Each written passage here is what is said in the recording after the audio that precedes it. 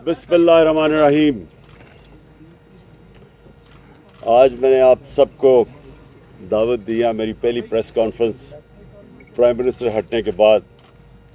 तो मुझे सबसे पहले तो खुशी ये हुई कि कल जो नेशनल सिक्योरिटी काउंसिल की मीटिंग हुई उसमें ये वाज़े हो गया कि जब मैं ये कह रहा था कि एक मरासला आया हमारे पास जिसमें एक 22 करोड़ अवाम का इलेक्टेड प्राइम मिनिस्टर को धमकी दी गई, मुदाखलत की गई, साजिश की गई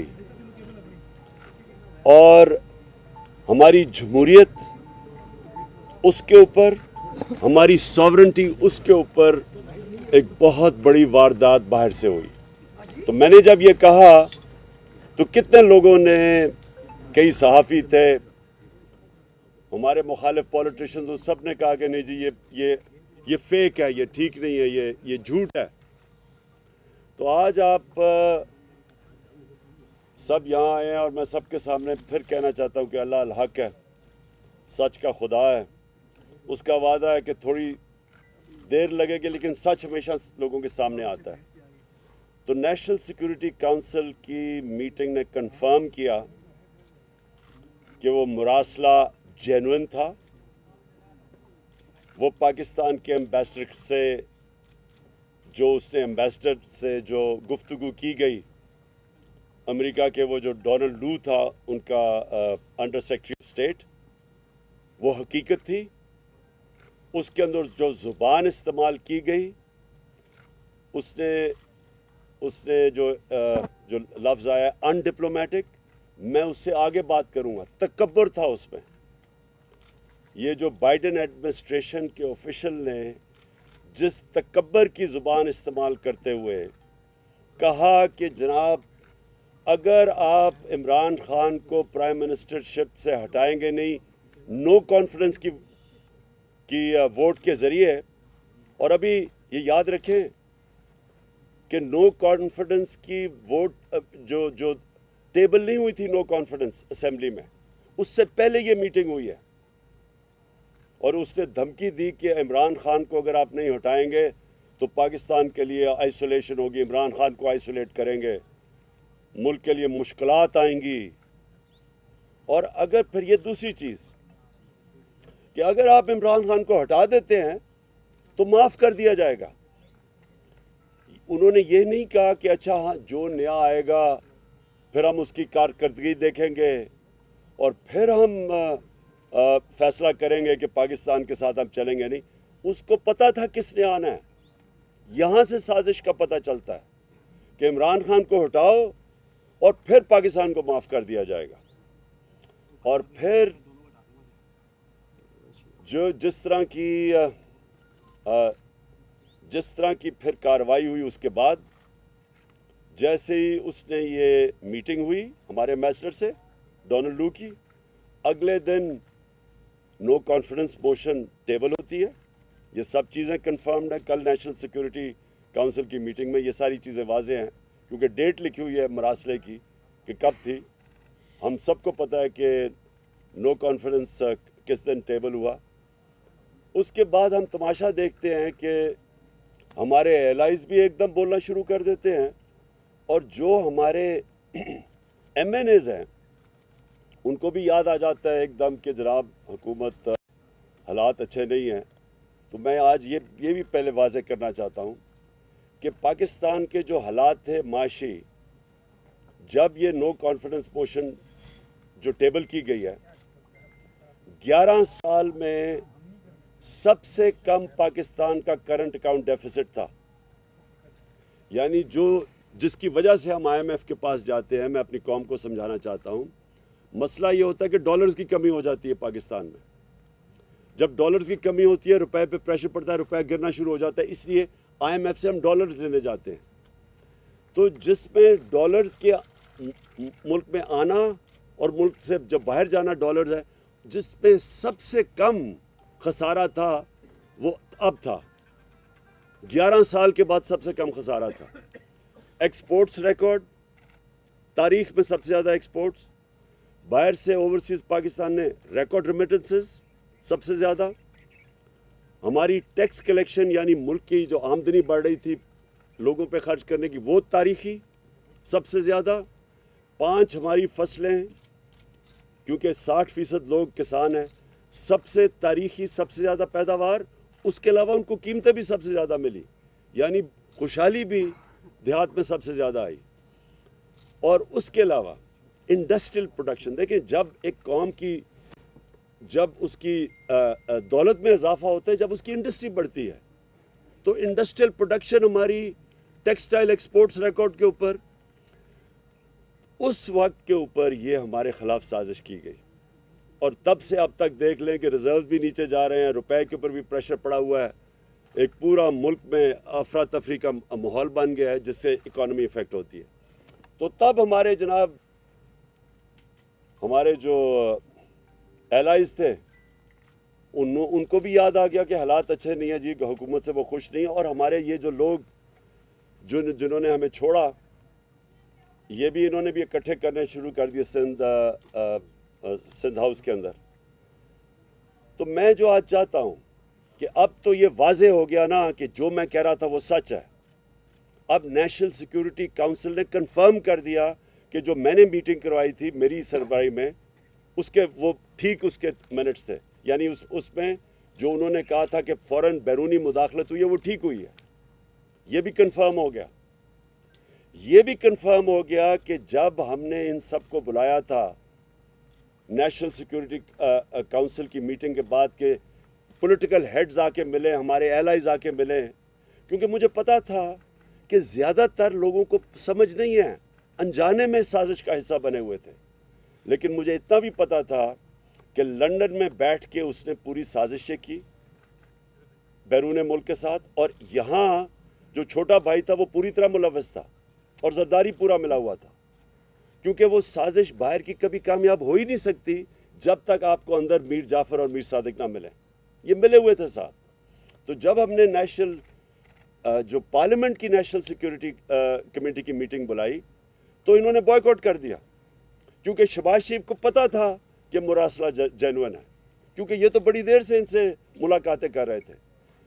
تو میں یہ آج چاہتا ہوں کہ سپریم کورٹ کو کہ آپ نے جس وجہ سے ڈپٹی اسپیکر قومی اسمبلی نے جو اس نے اس کو ایکسیپٹ نہیں کیا تھا ان کو, اور اس نے کہا تھا کہ مداخلت ہوئی ہے, اور اسے اپنے اوتھ کے اوپر سٹینڈ لیتے ہوئے ایڈجرن کی تھی میٹنگ اسمبلی کی. میں یہ چاہتا ہوں کہ سپریم کورٹ کو اب وہ کرنا چاہیے جو تب کرنا چاہیے تھا. تب ان کو کم از کم اگر اسپیکر یہ کہہ رہا ہے کہ میری اوتھ کی خلاف ورزی, یعنی میری اوتھ کہتی ہے کہ آپ خوددار پاکستان کی خودداری کے لیے سٹینڈ کرو گے, پاکستان کی سوورنٹی کے لیے سٹینڈ کرو گے, تو وہ دونوں متاثر ہوتی تھی اس سے. تو تب ان کو سپریم کورٹ کو اس کے اوپر انویسٹیگیشن کرنی چاہیے تھی بجائے اس کی رولنگ ہٹا دینی, کیونکہ جس چیز کے اوپر رولنگ انہوں نے ہٹائی ہے وہ تو انویسٹیگیٹ کی نہیں. اور اس لیے میں اب چاہتا ہوں کہ سپریم کورٹ کے اندر اوپن ہیئرنگ ہو اس کے اوپر. ہم کوئی کیمرہ ہیئرنگ نہیں مانگتے, ہم اوپن ہیئرنگ مانگتے ہیں, کیونکہ یہ اتنی بڑی واردات ہوئی ہے ایک ملک کی سوورنٹی کے خلاف, ہماری آزادی کے خلاف. یہ اتنی بڑی واردات کی گئی ہے جو کہ ان کی حکومت نے بھی اب ثابت کر دیا. تو اس کے اوپر اس لیے میں آج اپنے سپریم کورٹ کو کہتا ہوں کہ آپ کی اوپن اس کی ہیئرنگ کریں. اور میں اس لیے کہتا ہوں کہ اگر آپ نے یہ نہ کی, کوئی پاکستان کا پرائم منسٹر دھمکیوں کے سامنے کھڑا نہیں ہوگا, کوئی ہمارا پرائم منسٹر یہ نہیں ہوگا کہ اپنے ملک کی مفادات کے لیے بیرونی جب دباؤ آئے گا وہ ہاتھ کھڑے کر دے گا. جنرل مشرف نے ہاتھ کھڑے کر دیے تھے جب باہر سے دھمکی ملی تھی کہ ہماری جنگ میں شامل ہو. جنرل مشرف نے NRO دیا تھا جب کونڈالیزا رائس نے میٹنگ کی تھی اس کے ساتھ اور بے نظیر کو اکٹھا کیا تھا. NRO تب ہوا تھا. یہ بیرونی مداخلتیں تھی ساری جنہوں نے پاکستان نے بڑی بھاری اس کی قیمت ادا کی ہے. 80,000 لوگ مروائے, اپنے ملک کو تباہی, خودکش حملے ہو رہے ہیں چاروں طرف, قبائلی علاقہ اجڑ گیا, $100 ارب سے اوپر قوم کا ضائع ہو گیا, وہ ایک دھمکی کی وجہ سے. اور جب اکٹھا کیا کونڈولیزا رائس نے بے نظیر اور مشرف کو، تو NRO دیا، اس سے 4 گنا پاکستان کا قرضہ بڑھا۔ تو آج اگر اپنی ساورنٹی کے لیے ہمارے ادارے نہیں کھڑے ہوں گے، ہمارا سپریم کورٹ نہیں سٹینڈ لے گا، اس کے اوپر صحیح معنی میں انویسٹیگیشن نہیں کرے گا، تو ہمیشہ کے لیے پاکستان کے وزیر اعظم سربراہ دھمکیاں برداشت نہیں کریں گے، وہ اپنی کرسی بچانے کے لیے ہاتھ کھڑے کر دیں گے جیسے پہلے ہوتا رہا۔ تو میں دوسری چیز یہ چاہتا ہوں کہ جب سپریم کورٹ اس کو انویسٹیگیٹ کرے گی، تو یہ جب انویسٹیگیشن ہوگی تو پتہ چلے گا کہ جو سفارت خانے تھے، یہ بیرون ملک سفارت خانے، کون کون لوگ ادھر زیادہ جانا شروع ہو گئے، کون سے اپوزیشن لیڈر سے انہوں نے زیادہ ملاقاتیں کی، اور سفارت خانوں کا کیا کام تھا ان لوگوں کو بلانا جو وہ سمجھتے تھے کہ تحریک انصاف میں خوش نہیں ہیں، ان کو بلانا شروع کر دیا، جنہوں نے سب سے پہلے جو اپنے ضمیر بیچے اور جو لوٹا ہوئے، ان کو پہلے سے بنانا شروع کر دیا تھا سفارت خانوں میں۔ یہ انویسٹیگیٹ ہونا چاہیے، کیسے پہلے سے ہی میڈیا کے اندر باتیں شروع ہو گئیں، بڑے نامور صحافیوں نے پہلے سے لکھنا شروع ہو گیا کہ عمران خان کی حکومت کے خلاف سازش شروع ہو گئی۔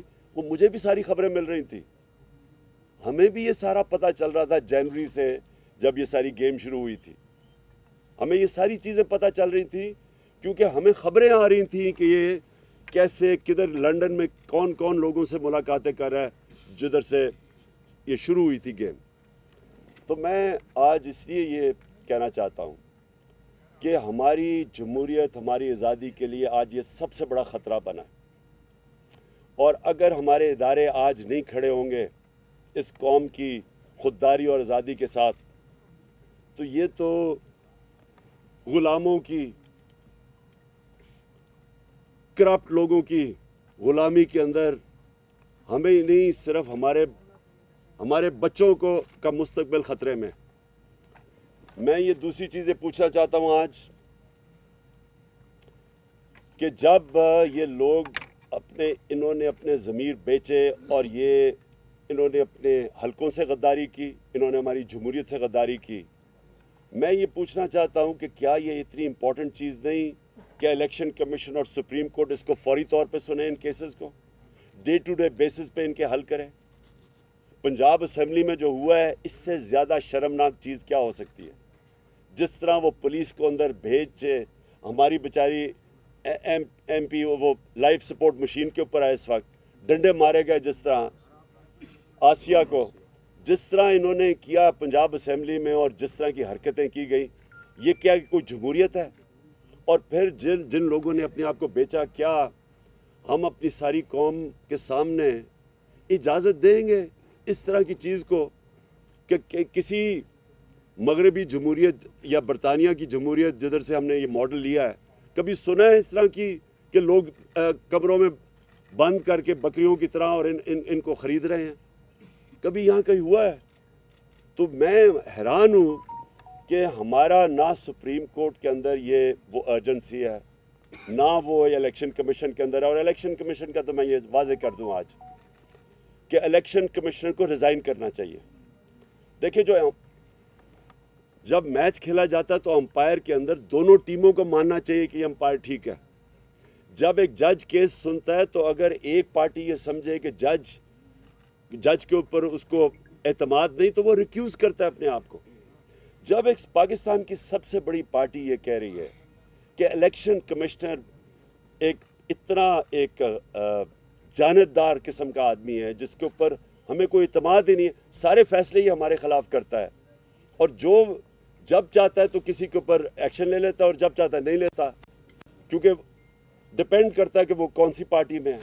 تو جب اس کے اوپر ہمیں اعتماد ہی نہیں ہے تو اس کو ریزائن کر دینا چاہیے، کیونکہ یہ امپائر بن ہی نہیں سکتا۔ اسی طرح میں سپریم کورٹ کو آج کہوں گا کہ 63A اتنا امپورٹنٹ ہے، اگر یہ لوگ اب سارے بچ جائیں گے اور یہ سازش کا حصہ پیسے بھی لے لیں گے، سازش کا حصہ بھی بن جائیں گے، اور اگر کوئی ایکشن نہیں لیا جائے گا ان کے اوپر، تو آپ نے تو دروازے کھول دینے ہیں کہ ہر قسم کا آدمی پولیٹکس میں آئے گا، اپنے ضمیر الیکشن ووٹ لے کے آئے گا اور بلیک میل کرنے کے لیے اپنے آپ کو بیچے گا۔ تو یہ تو ہماری پالیٹکس اور ہماری جمہوریت کی نگیشن ہے۔ میں آخر میں آج جو ہم کرنے جا رہے ہیں، آج جو ہم اناؤنس کیا ہے، میں نے آج ہماری میٹنگ کی ہے، میں نے اپنی ساری تنظیموں کو آج تیاری کروا رہا ہوں۔ اب سے سارے ہمارے پاکستان کے اندر گاؤں لیول کے اوپر، محلہ لیول کی تنظیموں کو میں نے آج انسٹرکشنز دے دی ہیں، سب تیاری کریں اسلام آباد کی حقیقی آزادی کی مارچ کے اوپر۔ یہ میں ڈیٹ دوں گا ان کو، لیکن میں تیاری ابھی سے کروا رہا ہوں، اور انشاءاللہ یہ اتنا بڑا یہ عوام کا سمندر آئے گا اسلام آباد کی طرف، کیونکہ میں نے کبھی قوم کے اندر اس طرح کا شعور نہیں دیکھا جو آج ہے ان کے اندر۔ کبھی ایسے نہیں ہوا کہ 3 سب سے بڑے وینیوز چار وینیوز، پشاور، اسلام آباد، کراچی اور لاہور، سب سے بڑے وینیوز، جو یہ 11 پارٹیز اس کا چھوٹا سا حصہ بھی نہیں کوئی بھر سکتی، وہ چند دنوں کے اندر سارے وینیوز کے اندر اس طرح کے کراؤڈ آئے ہیں، کیونکہ عوام میں شعور آ گیا، لوگ بیداری آ چکی ہے، لوگ سمجھ بیٹھے ہیں کہ اس قوم کے ساتھ کس طرح مذاق ہوا ہے، اور جس طرح کے لوگوں کو انہوں نے ہمارے اوپر مسلط کیا ہے، یہ پاکستان کی تاریخ میں کبھی بھی ایسے نہیں ہوا کہ اتنے زیادہ کرمنل لوگ، ضمانت پہ لوگ، تقریباً 60-70% تو جو کیبنٹ بنی ہے وہ ضمانت پہ لوگ ہیں، جو یہ پرائم منسٹر بھاگا پھر رہا ہے ادھر ادھر، جس طرح یہ سوائے فیتے کاٹنے کا اور اس کو پتہ ہی نہیں ہے۔ اس سے سوال ہی پوچھا جائے کہ 40 ارب روپے کے آپ کے اور بچوں نے کیسز کے جواب دینے ہیں، 40 ارب روپے ایف آئی اے میں اور نیب میں کیسز ہیں اس کے۔ کیسے ہو سکتا ہے کہ یہ اب بیٹھ کے ایف آئی اے کے اوپر پہلے تبدیلیاں کروائے گا؟ یہ کسی دنیا میں سنا ہے ایسا؟ یہ پہلے تبدیلیاں کرائے گا لوگوں کی، اپنے لوگ بٹھائے گا، پھر جس طرح ریکارڈ جلتے تھے وہاں ایل ڈی اے میں جو انہوں نے لوٹ مار کی تھی لاہور میں، اسی طرح وہ ریکارڈ کو ٹیمپر کریں گے۔ یہ کہیں دنیا میں نہیں ہوتا۔ اور یہ کیبنٹ ای سی ایل کے اوپر 60-70% لوگ ہیں، ای سی ایل پہ بھی ہے، ضمانت پہ بھی ہے، یہ کہاں دنیا میں ہوتا ہے؟ اور ویسے میں کہہ رہا ہوں کہ مجھے بھی ای سی ایل پہ ڈال دیں، کیونکہ میں ویسے ہی باہر نہیں جانا چاہتا، لیکن ان کو اتنا خوف نہیں ہوتا، اس لیے کہ پیسے باہر پڑے ہیں، جائیدادیں باہر پڑی ہیں، پاکستان کو لوٹتے ہیں، پیسہ جب اربوں روپے کا بنتا ہے تو وہ بستر کے نیچے نہیں آتا، اس لیے اس کو باہر بھیجنا پڑتا ہے، دگنا نقصان کرواتے ہیں۔ تو میں نے اپنی ساری پارٹی کو آج کہہ دیا کہ ہماری موومنٹ شروع ہو جائے، ہر گاؤں محلے میں اپنی تنظیموں کو میں نے آج میسج پہنچا دیا، اپنے سارے MNAs MPAs کو بتا دیا کہ اپنے لوگوں کو تیار کریں، اور میں انشاءاللہ کال دوں گا اسلام آباد کی حقیقی آزادی کی بات۔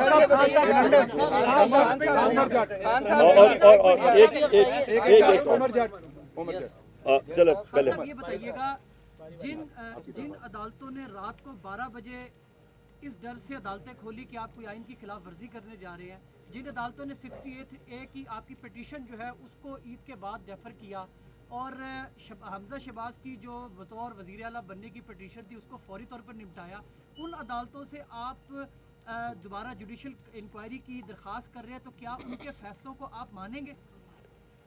اچھا، میں ایک اور چیز بتا دوں کہ 27ویں رات کو انشاءاللہ ہم شب دعا کر رہے ہیں، اس رات کو ہم سب دعا کریں گے، سارے ہمارے جدھر بھی، میں پاکستانیوں کو کہہ رہا ہوں، میں صرف اپنی پارٹی کو نہیں، لوگوں کو کہہ رہا، اور اس لیے ہم کریں گے کہ یہ حقیقی آزادی کی جو ہماری مارچ ہے اس کو اللہ کامیاب کرے۔ میں جو آپ کا سوال ہے، دیکھیں، ہمیں اپنی عدالتوں کو اور اپنی عدلیہ کو مضبوط کرنا چاہیے، ہمیں ان کے اندر کانفیڈنس رکھنا چاہیے۔ عوام جو ہوتی ہے، عوام بھی ایک بہت بڑا پریشر ہوتا ہے امر بالمعروف کا، عوام بھی کہتی ہے سب کو کہ سیدھے اچھائی کے ساتھ کھڑے ہو، برائی کے خلاف کھڑے ہو۔ ہمیں بھی اپنی عدالتوں کو کہنا چاہیے کہ آپ کے سامنے ہیں، کیا 63A یعنی کہ جن لوگوں نے اپنے آپ کو بیچا ہے اور بے شرمی سے بیکے ہیں، اور جنہوں نے اپنے حلقوں سے اور جمہوریت سے غداری کی ہے، کیا ان کے لیے عدالتوں کو فوری طور پہ ڈے ٹو ڈے ہیئرنگ کر کے ان کو کیس نہیں سننے چاہیے؟ خان صاحب یہ بتائیے گا کہ جو اقدامات آپ کی حکومت نے کیے تھے، آپ کے پاس آ رہے قادر سر یہ بتائیں کہ کانسپریسی کا لفظ تو پہلے والے اعلامیے میں بھی نہیں تھا، اور نئے والے اعلامیے میں بھی نہیں ہے. بیرونی مداخلت والا تو انہوں نے پہلے والے اعلامیے بھی تسلیم کر لیا, تو پریکٹس ایسی کی گئی. اور دوسرا یہ کہ دفتر خارجہ میں پہلے یہ خط چھپانے کی کوئی اٹیمپٹ کی گئی, ایسی اطلاع بھی آ رہی ہیں کہ یہ خط پہلے وزیر خارجہ سے بھی چھپانے کی, یہ سائفر جو ہے چھپانے کی کوشش کی جاتی ہے, وہ تو بعد میں. اچھا پہلے ایک اور میں چیز سائفر کا بتا دوں. یہ جو مراسلہ ہے, دیکھیں یہ میں نے یہ کہیں سنا ہے کہ جی اس طرح کے تو اور بھی مراسلے آتے رہتے ہیں. جو بھی یہ کہہ رہا ہے اس سے زیادہ جھوٹا اور بے شرم آدمی نہیں ہے. کبھی اس طرح کی زبان استعمال نہیں کی جاتی ڈپلومیٹک ٹرمز میں. کبھی بھی ایک چھوڑے کہ ہم 22 کروڑ لوگ ہیں, ایک چھوٹے سے بھی کوئی 50 لاکھ کی بھی آبادی کا نیوزی لینڈ ہونا, اس کے پرائم منسٹر کو بھی اس طرح کا دھمکی کوئی نہیں دیتا. ایسے کبھی اس طرح کی دھمکیاں نہیں دی جاتی. اور جب دھمکیاں دی جاتی ہیں تو میں نے آپ کو گنا دیا کہ ایک دفعہ ذوالفقار علی بھٹو کو دھمکی ملی تھی, ایک دفعہ مشرف کو دھمکی ملی تھی جب چاروں شانے چت ہو کے اس کی جنگ میں لے گئے تھے. اور یہ جو دھمکی ملی ہے, یہ ایسی دھمکیاں نہیں ملا کرتی. اور یہ میں سمجھتا ہوں کہ ہمارے ملک کے لیے سب سے شرمناک چیز ہے کہ وہ قوم جو لا الہ الا اللہ کا نام لیتی ہے کہ ہم تو اس کے نعرے پہ آزاد ہوئے تھے, وہ اس طرح کی دھمکیوں کے سامنے جب گھٹنے ٹیک دیتی ہے اور اس کی سازش, ان کی دھمکیوں کے بعد سازش کامیاب ہو جاتی ہے, اور کوئی شک نہ اس میں کرے کہ اس سے بڑی سازش پاکستان میں ہوئی نہیں ہے جو یہ ہوئی تھی. خان صاحب لندن میں نیا پاکستان بن رہا ہے سر, 2 دن سے ملاقاتوں کا سلسلہ جاری ہے, اس پہ ذرا کمنٹ کریں سر. بس میں یہی کہہ رہا ہوں کہ دیکھیں نا, جب آپ کے اندر کوئی شرم ہی نہیں ہوتی کہ پہلے آپ 20 سال لوگوں کو کہتے ہیں کہ زرداری کہتا تھا وہ نواز شریف کرپٹ ہے, وہ کہتا تھا وہ کرپٹ ہے, پیٹ پھاڑ کے پیسے نکالنے تھے اور وہ ان کی تقریریں سننے پہلے, اور کوئی شرم ہی نہیں ہے. بس اصل میں یہ بات نہیں ہے. یہ لوگوں کو بھیڑ بکریاں سمجھتے ہیں, ان کو کوئی شرم ہی نہیں آتی کہ اتنے یعنی آپ کسی کو چوری کا کہہ کے اور اتنے بڑے اور ان کے ساتھ پھر بیٹھیں اور گورنمنٹ بھی بنا لیں, بندر بانٹ بھی کر لیں, اور پھر سوائے ان کے خاندان کے نظر ہی کسی کو نہ آئے, سارے خاندانی اوپر آ کے بیٹھ گئے ہیں. یعنی ان کے علاوہ کوئی کسی میں ان کی پارٹیز میں عقل نہیں ہے. اوپر آ کے یہ بیٹھ جاتے ہیں, وہاں باپ ادھر بیٹھ گیا, بیٹا ادھر تیاریاں کیا رہا ہے. یعنی اور کوئی نون لیگ کو 35 سالوں میں نہیں ملا سوائے یہ باپ بیٹے کے, اور دونوں کے اندر دونوں ضمانت کے اوپر ہیں, 40 ارب کے دونوں کے ملا کے کیسز ہیں, تو کوئی ان کو نہیں ملتا. اور اسی طرح دوسری طرف چلے جائیں, وہ اس کو بیٹے کو چھوڑا ہوا ہے, وہ بس وہ اردو انگریزی میں اکٹھی بولتا ہے, اس کو کوئی آج تک پتہ ہی نہیں ہے کہ میں یہ کر دوں گا, میں لات مار کے گرا دوں گا. یہ لوگوں کے ہاتھ میں اگر یہ ملک پکڑا رہے ہیں, اس سے بڑی سازش کیا ہے؟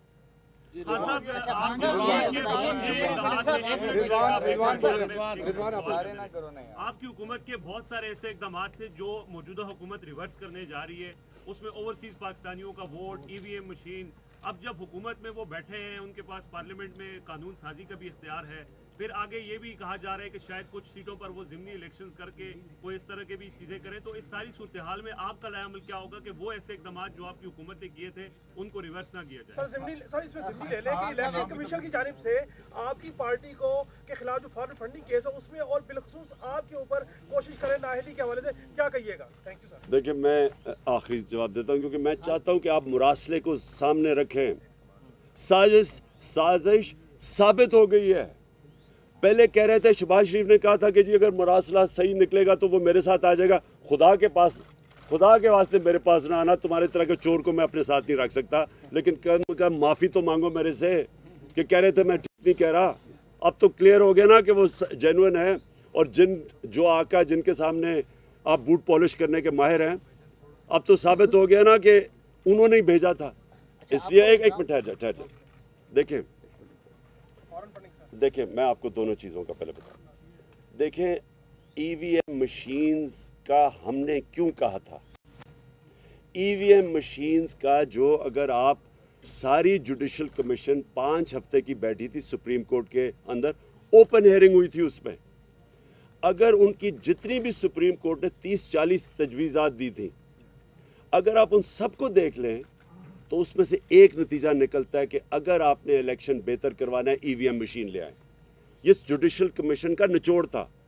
सारा जो फॉर्म 15 नहीं है, 16 नहीं है, रिकॉर्ड कीपिंग नहीं है, इस सब का जवाब रिजेक्टेड वोट्स, सब का एक है कि अगर आपके पास ईवीएम मशीन्स हो, ये सारा मसला हल हो जाता है। नंबर 1, ओवरसीज़ पाकिस्तानीज़ यहाँ 31 अरब डॉलर उन्होंने भेजा पाकिस्तान, हमारी दौर में सबसे ज़्यादा पैसा भेजा है।